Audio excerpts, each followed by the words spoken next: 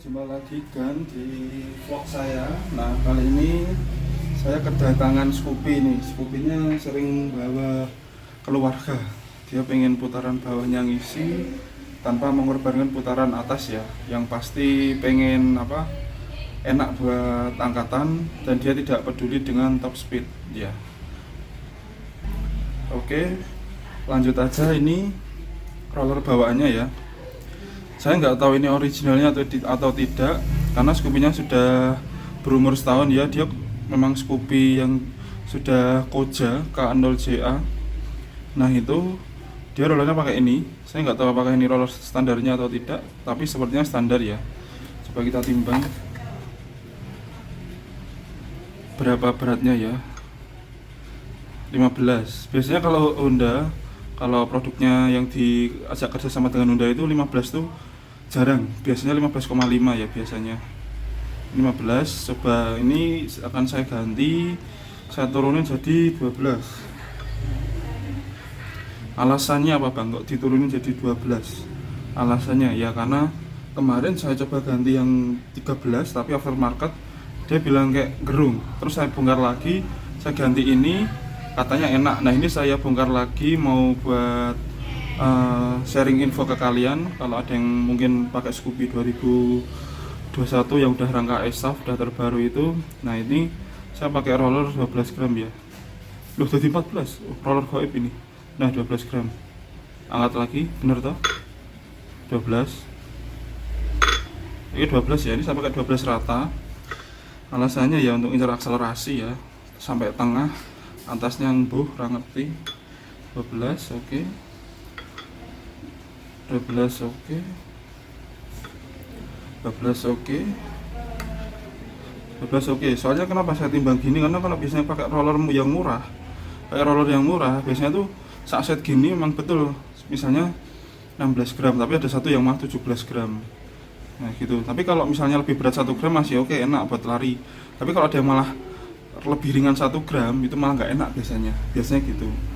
Ya, oke, saya ngutut sih. Nah, terus ini saya tak pateni, terus ketemu settingannya roller puli belakang.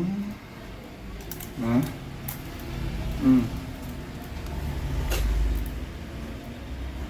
saya kasih ganjal pelor, pelor ya.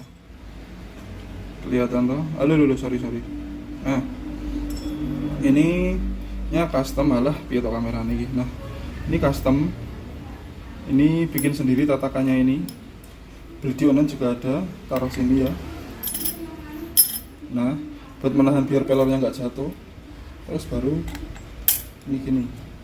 Ini ganjal pelor yang aman ya. Tapi kalau ganjal pelor bukan berarti terus nanti muter gini pernya enggak ya. Kalau muter gini ya nanti ini jebol. Ini nanti jebol. Nih. Banyak putaran-putaran gesekan. Enggak gitu ya. Coba kita tes apakah tumpah atau tidak. Oh, aman ya. Nggak ada yang jatuh ya. Aman. Ini belakang kasih ganjal pelor, pernya original aja, pernya. Oke, 12 gram ganjal pelor, per CVT original. Karena kalau nggak original, nanti kasih ganjal pelor, takutnya nanti kalau meledak. Ya, takutnya. Oke. Aduh. Terus apa lagi? Oh iya, apakah ini ban Scoopy yang sudah rangka ESAF atau Scoopy tahun sebelumnya 2018-19 perlu kasih ring ini, ring spasi, ring washer, ring puli yang ditaruh di antara sini ya, bos sama sini ya. Sini apakah perlu? Enggak perlu ya, tidak perlu ya. Apakah perlu? Jawabannya bagi saya tidak perlu, karena bosnya sendiri udah panjang. Bosnya itu udah panjang ya. Jadi nanti kalau malah dikasih ini bukan nggak bisa di scrub bisa di kancingkan tuh bukan. Tapi nanti takutnya ini kampak kipasnya ini malah ngepet ini cover CVT, jadi nggak bisa nyala motornya, cuma jet. Nah, karena ini kegepet gini sama cover CVT. Karena jarak ini sama cover CVT terlalu tipis ya. Jadi bagi saya nggak usah pakai ini. Nggak usah pakai ring ini ya, nggak perlu. Oke, lanjut. Ini terus bagian puli depan. Apakah perlu dikerok jalur roller bang? Nggak perlu ya, karena yang kita cari akselerasi. Akselerasi itu ini roller ini udah gini itu udah bagus ya, udah bagus. Karena kenapa kalau cari dikerok roller nanti takutnya nanti kalau kerok jalur roller dia bakal sampai atas. Ini nggak perlu ya, karena nggak mungkin bisa juga kan ngejarnya akselerasi. Sedangkan kalau roller sampai atas gini kan top speed. Nggak, nanti kalau dikerok jalur rollernya cuma buang duit, nggak guna ya. Kecuali kalau memang dasarnya ingin ngejar top speed, oke, ini akselerasi ya, beda. Nggak perlu, cukup standar aja, nggak perlu kerok jalur rollernya, malah nggak guna ya. Yang penting halus, selembut bokong bayi. Oke. Nah, kalau sudah, baru kita ke bagian depannya. Apakah perlu lock? Nggak perlu ya.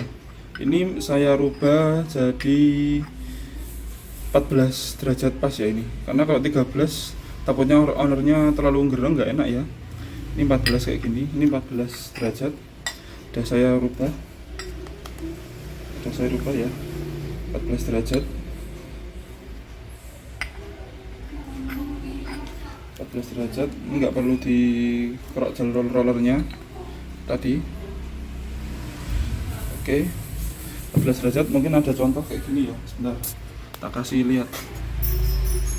Nah ini, apakah perlu pakai sistem kayak gini, sistem lock itu dia gini, ini center lock ini.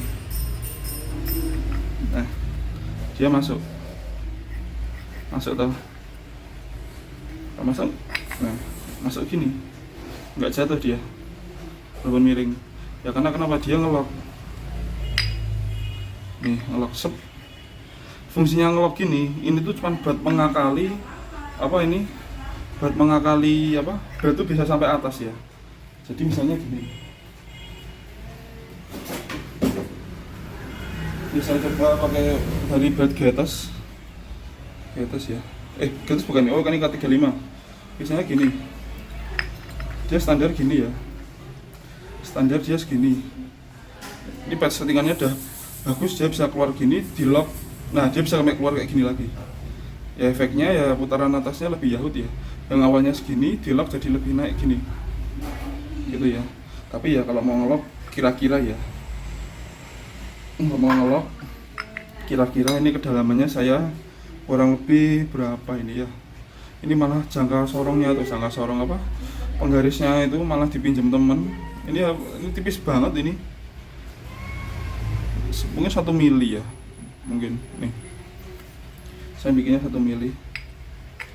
Ini nggak perlu, ini kalau untuk top speed ya nggak perlu, kan kita hanya cari akselerasi. Kalau cari akselerasi yang lebih afdol dan bermanfaat besar dan semuanya manfaat tanpa membuang biaya dan semuanya tetap nyaman, awet, kita hanya fokus pada puli belakangnya saya tadi di ganjal pelor, biar nanti berat itu bisa sampai sini, berat itu bisa sampai ke sini. Nah ini udah paling bagus ya. Nah paling nggak segini, udah paling bagus. Nanti kalau misalnya terlalu over malah kayak gini, malah dia kayak over. Nah berover gini lagi, beda sama puli depan. Biasanya puli belakang malah itu menghajar crankcase. Kalau puli depan masih aman, crankcase-nya agak lebar. Kalau di belakang takutnya malah bagian bawah, yang crankcase yang bawah dia menghajar crankcase ya, nanti ngancing nanti istilahnya. Gini aja udah bagus ya gitu ya. Jadi kesimpulannya ini pakai aja standar, derajatnya jadi 14 derajat pas, udah paling nyaman, nggak perlu di lock karena nggak ngincar speed. Ini pun nanti kalau yang kita optimalkan yang belakang cuman sampai bisa sampai atas, otomatis ini nanti pulinya ini paling beratnya cuma sampai sini, paling itu cuman segini ya. Ya ini kurang lebih aja ya pandangan, paling nanti beratnya nggak bisa sampai segini, nggak bisa mentok ke sini. Ini mentok, atasnya mentok segini. Ini mentok ya, karena kita ngincer akselerasi, atasnya loyo, ngantuk ya. Tapi ketika bisa sampai turun, karena ini udah di derajat turun, dia mungkin lebih turun dikit lagi ya, sekitar turun 1 milian ya gitu. Jadi RPM bawahnya lebih enak, tenaga bawah lebih enak ya. Oke gitu mas-masan ya.